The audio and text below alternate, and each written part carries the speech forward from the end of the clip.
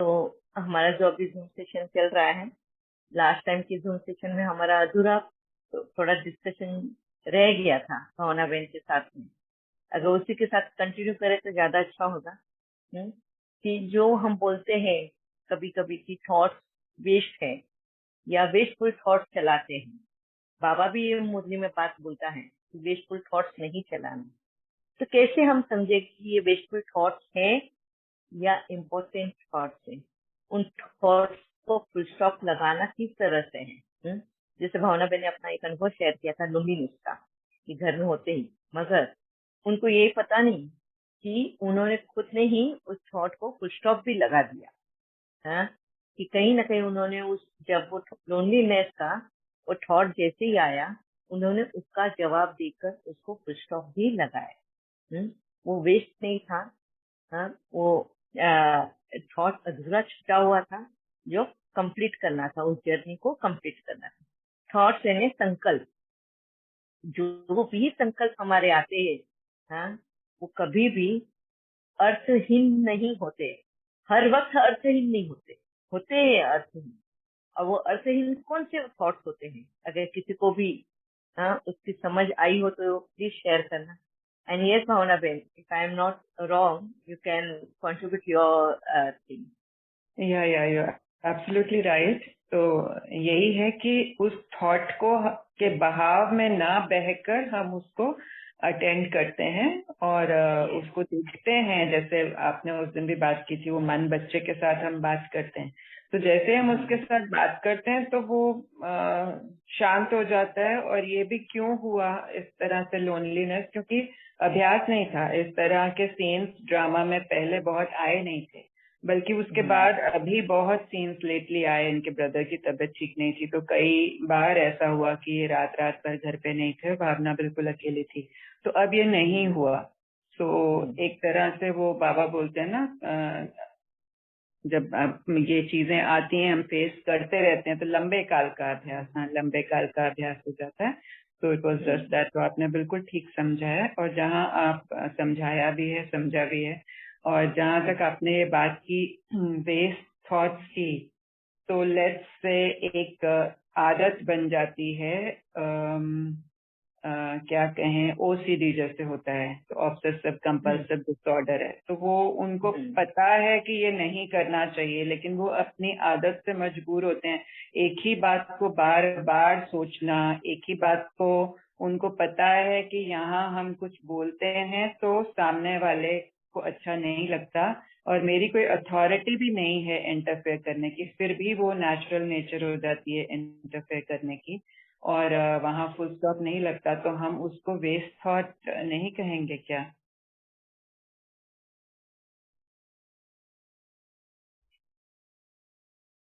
मेरे को सुनाई नहीं दे रहा है। हाँ जी, आवाज नहीं आई आपको? हम बीच में कट हो गए थे, वो यहाँ पे नेटवर्क इश्यूज है थोड़े। क्या हाँ, सुन आपने? वो बस ओसीडी ये का बोला? लास्ट का नहीं, ओसीडी का नहीं, लास्ट का जो, हाँ, 3-4 वर्ड ही सुन पाई। हाँ, सो लाइक ये थॉट्स का बार बार रिपीट होते रहना और उसको अटेंड ना करना, तो वो एक्चुअली अटेंड कर भी लिया, उन्होंने समझ भी लिया, उनको बाबा ने भी समझा दिया, उसके बाद भी वो थॉट्स का कंट्रोल में नहीं आना, तो फिर उसको क्या कहेंगे? यस, यस, वो भी वेस्टफुल थॉट्स हैं। दैट आर, ये वाले टाइप के थॉट्स जो होते हैं, एक बार में आंसर मिल गया, बस किसी किसी को ओसीडी जैसी आदत होती है, वही क्वेश्चन को दोबारा बार बार रिपीट करना। अपने मन में तो करते ही है, और किसी और के साथ में भी वही दोबारा, बार बार पूछना, घुमा फिरा क्वेश्चन को पूछना, आंसर वही मिलने वाला है ना। मगर फिर भी वो ये चाहत में आंसर बदलेगा, अभी तो बदलेगा आंसर, क्योंकि उन्होंने एक संकल्प किया रहता है कि आंसर का मतलब ये वाला टाइप का आंसर मिलेगा तो ही मेरा सेटिस्फेक्शन होगा। एंड इस वजह से वो रिपीटेटिव थॉट्स आते हैं। जब तक के थॉट्स वो रिपीटेटिव तब तक होते हैं जब तक कि तुम्हें वो सेटिस्फैक्टरी वाला आंसर नहीं मिलता है ना। तो ये भी एक वेस्ट थॉट के जैसा ही है, वेस्ट प्रोसेस ही है, क्योंकि एक का पहली बार का जो आंसर होता है वही आंसर, जैसे लॉ ऑफ करना। तो मेरे को कितनी बार ऐसे होता है कि बहुत सारे आत्माएं जो है मेरे को क्वेश्चन तरह तरह घुमा घुमा के पूछेंगे कि ये फिर ऐसा नहीं हो सकता क्या, फिर वैसा नहीं हो सकता क्या, क्या आप बोलते हो फ्यूचर बदल सकते हैं, तो फिर इधर फ्यूचर बदल नहीं सकता है क्या। हाँ, तो इस तरह के ये जो होते हैं ये वेस्टफुल थॉट्स है। अभी ये वेस्टफुल थॉट्स मतलब कैसे हमको समझना है कि क्या है ये वेस्टफुल थॉट। जैसे हम एग्जाम देते हैं, है ना, एग्जाम के पहले हम जब पढ़ाई कर रहे होते हैं, स्टडी कर रहे होते हैं, कोई भी टाइप का नॉलेज गेन कर रहे होते हैं, है, तो उसको वेस्टफुल नहीं बोलेंगे, क्योंकि वो नॉलेज है, वो ज्ञान है जो हम ले रहे हैं, हम सीख रहे हैं। परीक्षा की घड़ी आती है और परीक्षा की घड़ी में उस वक्त इस ज्ञान को, इस नॉलेज को यूज किया जाता है ना। जो भी परीक्षाएं, टेस्ट पेपर्स हम देते हैं, एग्जाम देते हैं, तो जो क्वेश्चन उसमें आते हैं और हमने जो पढ़ाई की रहती है, रिवीजन करते हैं बार बार बार बार, तो वो तुरंत ही हमारे दिमाग में लाइट देता है कि ये क्वेश्चन का ये आंसर है, और हम लिख कर आते हैं। बराबर ऐसा ही सेम हमारे रियल लाइफ की जर्नी में भी होता है। हमें अनुभव के साथ में, बाबा की मूल्यों के साथ में, बाहर के वातावरण के साथ में हमें बहुत सारा ज्ञान मिल रहा होता है, और परीक्षाएं हर घड़ी आती रहती हैं। और जब परीक्षा आती है उस वक्त अगर हम ये ज्ञान यूज करते, सही वक्त पे सही ज्ञान यूज करना, हाँ, तो रिजल्ट अच्छा आएगा। मगर अगर समझो उस वक्त में अगर तुमने गलत ज्ञान यूज कर लिया और फिर घर पे आके जैसे समझो रात को मनन चिंतन किया, और उस वक्त अगर आपको समझा अरे मैंने ऐसा नहीं करना चाहिए था, अगर इसके बदले में मैं ये किया होता तो ये नहीं होता, है ना, और उसको बार बार तुम रिपीट कर रहे हो, इसको हो गया वेस्टफुल थॉट। अब परीक्षा तो दे दी, अब तो रिजल्ट ही आना है, अब तुम वो भविष्य बदल नहीं सकते हो। एक बार कर्म हो गया, अब उसका रिजल्ट ही आना है। अब तुम बार बार वो रिजल्ट चेंज करने की कोशिश करोगे, हाँ। अब यहाँ पे तुम बोलोगे मैं योग की शक्ति लगाऊं, मैं ये करूँ कि अभी रिजल्ट है, 2 दिन के बाद में रिजल्ट, इसका रिजल्ट अच्छा है, योग का प्रयोग बहुत जन ये करते हैं, हाँ, कि इसका रिजल्ट अच्छा आ जाए, मैं ऐसा कर कर आई भाई अभी ये बदल जाए। क्या ऐसा हो सकता है? नहीं हो सकता, है ना। ये प्रोसेस जो हम करते हैं ना, ये वेस्टफुल है। तुमने अटेम्प्ट कर दिया, तुमने परीक्षा दे दी, तुमने पेपर सबमिट कर दिया, हो गया, ये कुदरत को हमने अपना पेपर सबमिट कर चुके हैं। अब तो रिजल्ट ही आना है। जो तुमने किया एग्जाम के वक्त में, जो तुमने एग्जाम के वक्त में जो लिख दिया या जो दे दिया, अटेम्प्ट कर लिया, वो फिक्स हो गया। अब बस रिजल्ट आना। अब रिजल्ट आएगा तब तुमको क्या करना है। अगर समझो रिजल्ट तुम्हें अभी पता है मैंने ये गलत कर्म कर दिया, गलत बात कर ली, या गलत ये किया है, अटेम्प्ट किया एग्जाम, अब तो रिजल्ट ये आने वाला है, ठीक है। इसके ऊपर ज्यादा सोचने के बजाय अब सॉल्यूशन की तरफ देखना है कि अगर ये रिजल्ट आया तो मेरे को इस परीक्षा को फिर से कैसे पार करना है, क्या करना है कि मैं वापस से ये मिस्टेक्स ना रिपीट करूं, है, कि सही वक्त पे सही परीक्षा दूं, सही वक्त पे सही आंसर दूं, इसके लिए मुझे क्या करना है। तो ये सॉल्यूशन की तरफ जाना है, ना कि उसी बात में अटक कर रहना है। इसको बोलेंगे हम wasteful time and wasteful thought. ठीक है, क्लियर है? यस दीदी, वेरी क्लियर। और ये भी जो विधि आपने बताई है कि उसके तह तक जाना कि अगर कोई कमजोरी है या डर है तो वो क्यों है, और उस डर को मिटाना। आज सुबह से बाबा वही अभ्यास करा रहे हैं। जरा सा भी कोई भी थॉट आता है तो उसकी तह तक जाते हैं और फिर समझ में आ जाता है कि कारण क्या है, और फिर फट से निवारण अपने आप मिल जाता है। तो बहुत सुंदर विधि है। इसमें भी और कुछ एग्जाम्पल्स देके एज एंड व्हेन वो माइंड में आएंगे तो आपसे पूछती रहूंगी दीदी कि जनरली दुनिया में किस तरह की ऐसी सिचुएशंस होती हैं, तो उसका कारण क्या होता है, तो और उसका निवारण कैसे करना चाहिए। Yes, sure. थैंक यू दीदी।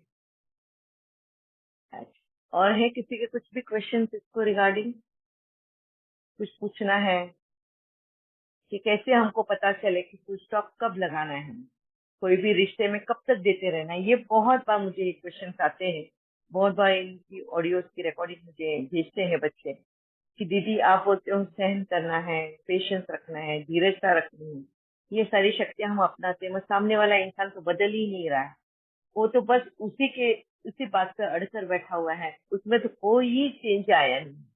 कब तक हम ये चीज करें, हाँ? कब तक ये बातों को सहन करें? कब ये फुल स्टॉप लगेगा?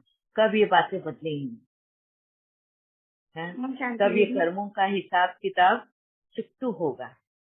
ये सिंधु बहन।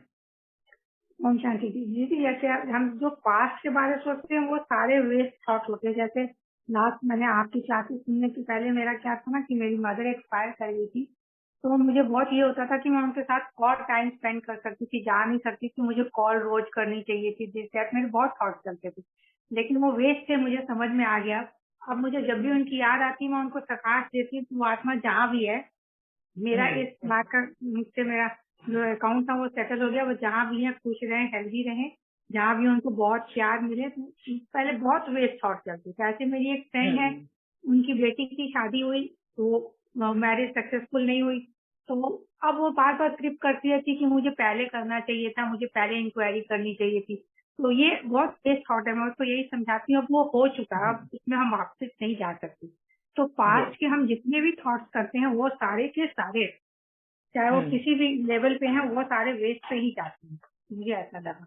शांति नहीं, ऐसा मैं नहीं बोलूंगी कि सब वेस्ट जाते हैं। जो हम पास्ट में जो मिस्टेक्स कर कर आए हैं, है ना, अभी जैसे फॉर एग्जांपल आपने अभी दिया आपकी सास को लेकर कि वो आपके वेस्ट थॉट चल रहे थे, फिर आपने सकाश दिया और उससे मुक्त हो गए वो थॉट से, तो क्या वो वेस्ट थॉट था क्या? नहीं, वो रिमाइंडर था। वो आपको बार बार आपका मन रिमाइंड कर रहा था कि तुम कहीं तो भी कुछ तो अपना कर्तव्य निभाने के लिए भूल गए, और जब तुमने वो कर्तव्य निभाया, उनके मन की शांति के लिए प्रकाश दिया, उनको जो आप उस वक्त जो करना था नहीं कर पाए, कम से कम अभी वो जर्नी को कंप्लीट किया अपने प्रकाश देके, तब जाके आपके मन को शांति मिली। मतलब आपने फुल स्टॉप लगाया उन थॉट्स को, वो वेस्टफुल नहीं थे। हाँ, ये मतलब चीजें थॉट्स जब को हमारे चेंज सामने किया ना, आती है, चेंज किया तो सब कुछ बदल गया। बट चेंज करने के लिए भी अवेयरनेस ही नहीं थी पहले, कर क्या रहे वो पता ही नहीं चेंज चल रहा। नहीं किया हमने थॉट्स को चेंज नहीं किया, थॉट्स को कंप्लीट किया।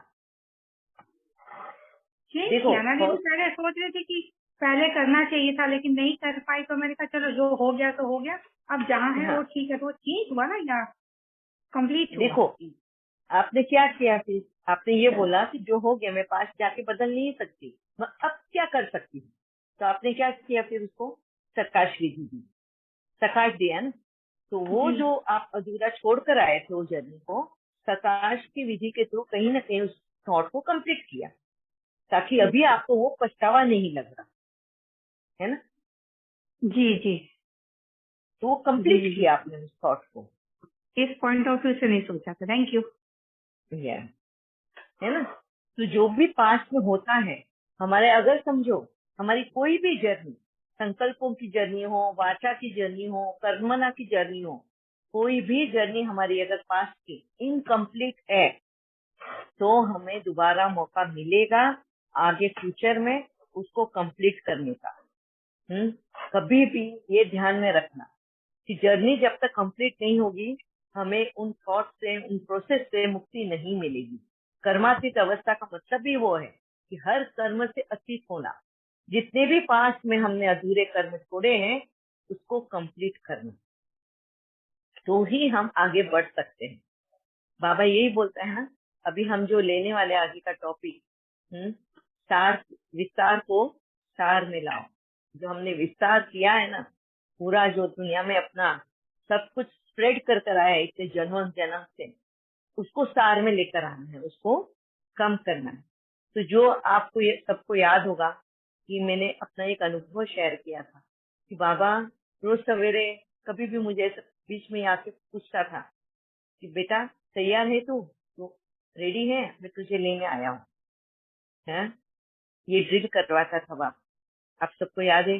क्या आप में से किसी ने भी वो ड्रिल की है कि अगर बाबा आपको लेने आए, वक्त आपको बोले कि अभी मेरा जाने का वक्त आ गया है, तो हम तो बोल देते कि हाँ हम रेडी है, हम घबराते नहीं है अभी मौत से, है ना। वो घबराते नहीं। तो बाबा का दूसरा क्वेश्चन ये होता है, जरा पीछे मुड़कर देख, क्या इतना बोझा लेकर चलेगी तू मेरे साथ? है? बाबा तो बोलता है एकदम लाइट होकर परम धाम जाना है तो एकदम कंप्लीट सोल फॉर्म होकर, कोई भी बोझा कोई भी कर्जा लेकर नहीं जाना है। तो किस तरह तुम ये कर्जा मुक्त होगे? हाँ, एक बाल इतना, एक नाखून इतना भी कर्जा ऊपर लेकर नहीं जा सकते हैं, क्योंकि परम धाम से खाली हाथ आए थे, खाली हाथ जाना है। यह हमें सभी को पता है ना। जन्म लेते वक्त खाली ही आते हैं और जाते वक्त खाली ही जाना है। तो ये जो हमारा विस्तार है उसको कैसे कंप्लीट करेंगे? ये वही ड्रीम है जो बाबा मुझसे रोज करवाता था, मैं तुझे लेने आया हूँ, तैयार है?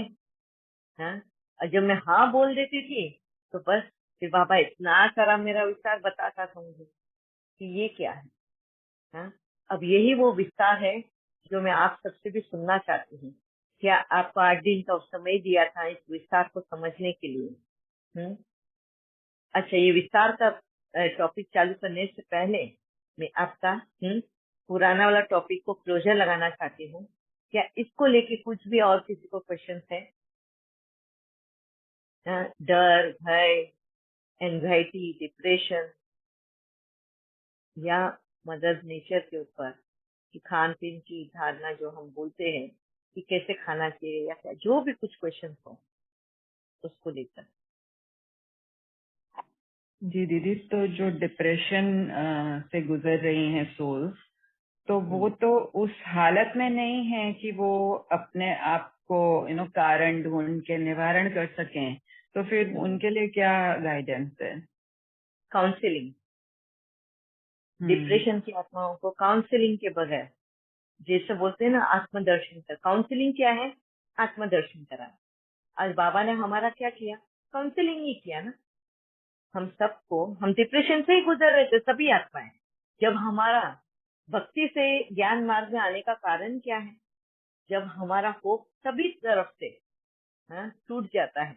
अभी हमें कहीं पे भी किसी से भी कोई प्राप्ति नहीं हो रही है, ना कोई इंसानों से प्राप्ति है। जितना लेना था हम सब कुछ ले चुके। कुदरत से लेना था, इंसानों से लेना था, जानवरों से, पशु पक्षी, सब कुछ ना, मंदिर मस्जिद हर जगह, बाबा बुआ संगठन सब जगह जाकर आने के बाद में भी जब हमें हमारे दुख का सोल्यूशन नहीं मिलता है ना, तो यहाँ पे हम होप खो देते हैं, आशा खो देते हैं, और तब जाके हम ज्ञान मार्ग पर आते हैं। सारे दरवाजे जब बंद हो जाते हैं तो ये एक दरवाजा बाबा उस वक्त हमारे लिए खुलता है। और इस दरवाजे से जब हम एंटर होते हैं तभी से हमारी काउंसलिंग स्टार्ट हो जाती है। काउंसलिंग करने का मतलब है आत्मदर्शन करना। बाबा हमारा आत्मदर्शन करवाता है। कितना वंडरफुल जर्नी है ना ये। और ये जो काउंसलिंग बाबा हमारा करवाता है, हमारी एक एक पर्स खोलता है, एक एक कर्म की पर्स खोलता है, एक एक विकारों की पर्स खोलता है, और कितने प्यार से खोलता है। पहले तो भरपूर हमें प्यार देकर हमें सूदिंग, हमें एकदम शांत करता है कि हमें ऐसा लगता है इसके सिवाय हमें और कहीं जाना ही नहीं है, यही हमारा पड़ाव है, इसी की खोज ढूंढ। जब ये विश्वास हमें हो जाता है परमात्मा के ऊपर, शिव बाबा के ऊपर, वो इतना अनकंडीशनल प्यार देने की बात में ऐसे ही नहीं होता, उसका प्यार अनकंडीशनल होता है। और वो अनकंडीशनल प्यार की महसूसता हमें होती है कि वो हमसे कोई अपेक्षा नहीं रखता, उससे दे रहा है, हमें देते ही जा रहा है। और वो कब दे सकता है हमें, हम कब ज्ञान में आते हैं, ये भी मैं आपको बताती हूँ। ज्ञान में हम तब आते हैं जब हमारा जो पुण्य का खाता है ना, रिजर्व बैंक में आ जाए, रिजर्व में आ जाता है। जो भी खाता है न्यूट्रल भी खत्म हो जाता है एंड रिजर्व की तैयारी हो जाती है लेने की, उस वक्त हम ज्ञान में आते हैं। और ज्ञान में आने के बाद में बाबा ये रिजर्व का खाता खोलता है, और हमारी इच्छाओं को मिनिमाइज कराता है। जहाँ हमें बंगलों की ये थी ना आशा थी, बाबा मिनिमाइज करा के हमें पहले तो रेंट के घर में लेकर आ जाता है, और वो रिजर्व के खाते में से वो हमें उसमें से यूज करने को सिखाता है कि किस तरह इकोनॉमिकली चलना है। और ये वो प्यार का बर्ताव, जैसे बोलते हैं ना डुबते को तिनके का सहारा, ये वो रिजर्व है। रिजर्व बैंक के बाबा। हाँ, डूबते को मतलब सब कुछ खत्म हो जाने के बाद में कुछ होप नहीं बचता है, और इतना सा टीन का बाबा हमें हमारे हाथ में देता है, और उस टीन का पकड़ के ही हम पार करने की कोशिश करते हैं। और वो प्यार की महसूसता हमें होती है। क्यों? क्योंकि हमें कहीं से भी प्यार नहीं मिल रहा होता है, सबसे धुतकारी मिल रही होती है। और ये बाबा का ये चिंता वाला प्यार अनकंडीशनल हमें इतना मोटिवेट करता है, इतना प्यार हमें मिलता है कि हम उस तरफ खींचे चले जाते हैं। और जब हम उसके पास खींचे चले जाते हैं, उस पर 100% भरोसा हो जाता है कि हमें तारने वाला, हमें पार कराने वाला बस यही है। उसके बाद में बाबा हमें धीरे धीरे मोल्ड करना शुरू करता है, हमारी काउंसलिंग करना शुरू करता है। क्योंकि अभी हम हमारा फेथ जो है ना, उसने गेन कर लिया है। हमारा तो भगवान से भी विश्वास उठ जाता है, क्योंकि हम तो मंदिरों में, मस्जिदों में, सब जगह जाकर आ जाते हैं। जो बोलता है वो हम कर कर आते हैं, पर हमें कुछ नहीं मिलता है, उससे प्राप्ति नहीं मिलती। तो हमारा विश्वास भगवान से भी उठ जाता है। यहाँ पर भगवान पहले उस पर विश्वास गेन कराता है, कि भगवान पर विश्वास रखो, बस वही है जो तुम्हें नैया पार करा सकता है। हमारा जब वहां पे विश्वास हो जाता है ना, उसके बाद में बाबा हमें मोल्ड करता है, हमारी धीरे धीरे एक एक परत खोलता है, एक एक पट्टियां, जो बोलते हैं जख्मों की पट्टियां बोलते हैं, वो एक एक खोलता है और उसकी वजह बताता है कि ये जख्म क्यों हुआ, ये क्या है। ये इसको बोलते हैं आत्मदर्शन। हमारे कौन से विकार की वजह से हमें ये भुगतना पड़ रहा है, किस वजह से, कौन सा संस्कार हमारा है, जटिल संस्कार है, जिस वजह से हमें ये भुगतना पड़ रहा है। हाँ? और इस तरह से धीरे धीरे फुफकार भी दे रहा है वो जख्मों पे। हाँ, मतलब फुफकार देना मतलब वो प्यार से सराहना, सिर से हाथ घुमाना, वो भी करता है। और जख्मों से पट्टियां खोलता है, मरहम पट्टी करता है। इसको कहते हैं काउंसलिंग करना, आत्मदर्शन कराना।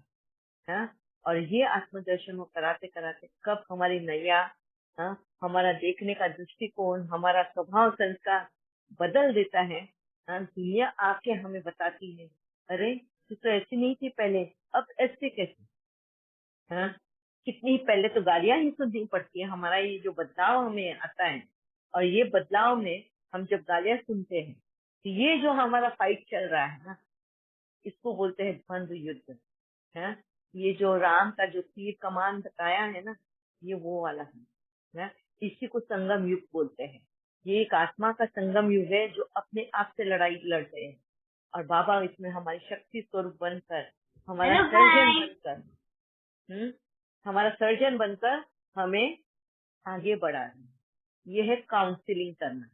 है, हम सब डिप्रेस थे, सब ने हमने होप छोड़ दी थी, कि हम बोल रहे थे अभी ये दुनिया ही खत्म हो जाए, ये सब खत्म हो जाए, ताकि हम इससे छूट जाए।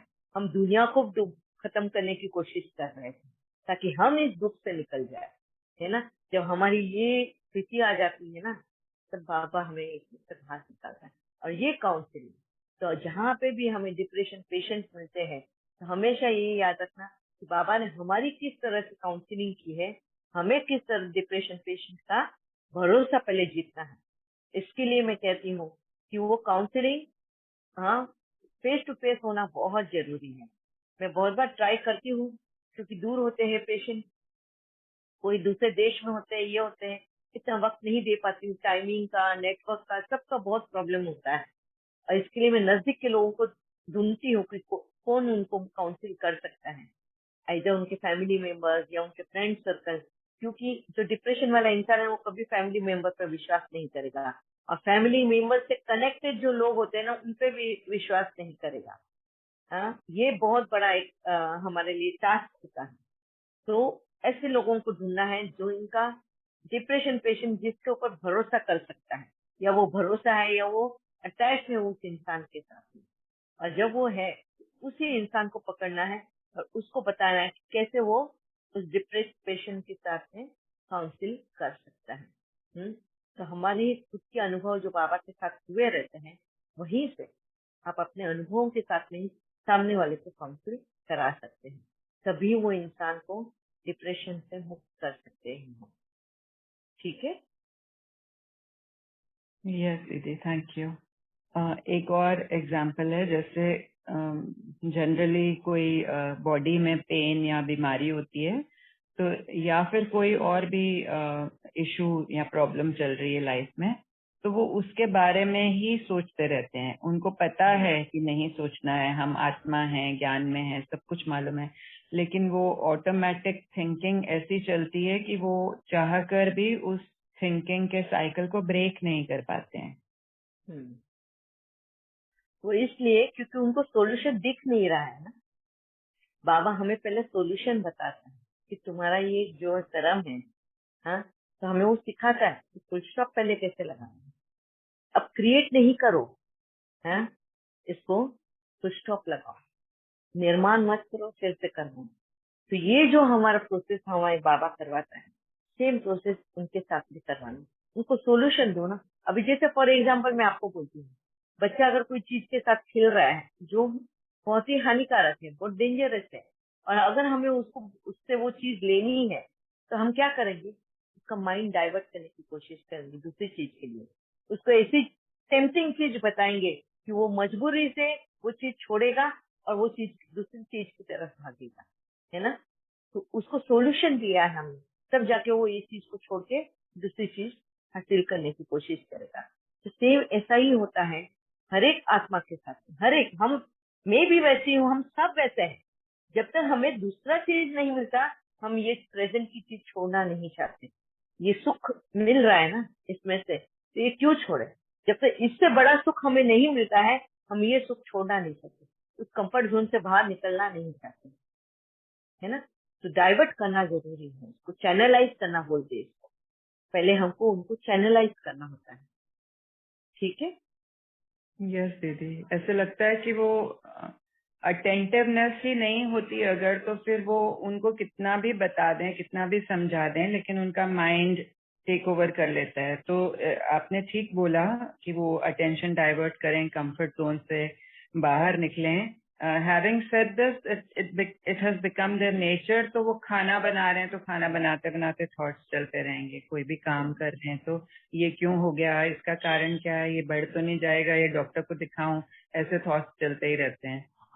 यस, तो इसके लिए ही मैंने मेरा अनुभव शेयर किया था कि बाबा बोलता था कि एक वक्त पे एक ही काम पे ध्यान दे। मेरे लिए वो ब्लेसिंग इन डिस्गाइज ही रहा है कि मेरी आंखों की विजन ही पुअर हो गई थी, हाँ, तो मैं डिपेंडेंट हो गई थी बाबा के ऊपर। तो मुझे हर चीज बाबा को पूछ के ही करनी पड़ती थी। ये मेरे लिए एक वरदान था, वरदान है, आज भी वरदान है। इसके लिए मैं अपनी आंखें ठीक ही नहीं कराना चाहती, मैं बहुत खुश हूँ इसमें, हाँ? ये दृष्टि लेके करूँ भी क्या? अपनी बुद्धि चलाना शुरू कर दूंगी मैं, तो इससे बेटर है बाबा की बुद्धि से मैं काम चलाऊं। तो इसी तरह मैं आप सभी को बोलती हूँ। बहुत अच्छा है, हम भी ऐसे ही समझ लें कि हमें कुछ नहीं पता, हमें कुछ नहीं दिखता, बाबा आप बताओ, बाबा आप चलाओ। यस, रियली ये एक बाकी मेरे लिए तो वरदान वरदान है। ही हो चुका है। हाँ, हाँ, वरदान ही है, बहुत बड़ी ब्लेसिंग है, क्योंकि this way you are awake. या आप ये अवेकनिंग है, तो अवेकनिंग तो बहुत बड़ी उपलब्धि है जो आपको इस तरह से नेचुरली मिल गई। यस, सब बाहर की दुनिया को तो लग रहा था कि मैं बहुत तकलीफ में हूँ, है ना। जिसे शरीर को देखकर, क्योंकि बाहर की दुनिया क्या देखती है? शरीर को देखती है। शरीर को देख के सबको लगता है कि मैं तकलीफ में हूँ, है ना। मगर एज एन आत्मा अगर कोई देखे मेरी कितनी प्रोग्रेस हो रही है, मैं कहाँ से कहाँ तक बाबा ने मुझे पहुंचा दिया है। तो ये जब मुझे दिखता नहीं था ना, तो मैं टोटली डिपेंडेंट थी। मतलब छुरी कहाँ है, ये कहाँ है, वो समझने के लिए मैं अपना ध्यान कहीं और भटका ही नहीं सकती थी। मुझे पूरा फोकस मेरे काम पे ही रखना पड़ता था, कोई भी। और बाबा भी मेरा ऐसा था ना, वो बहुत बोलते हैं ना शातिर है, वो चतुर है, शातिरन चतुर है। तो वो भी मुझे ऐसे काम देता था कि जहाँ मुझे बहुत फोकस की जरूरत पड़ती थी हर चीज में।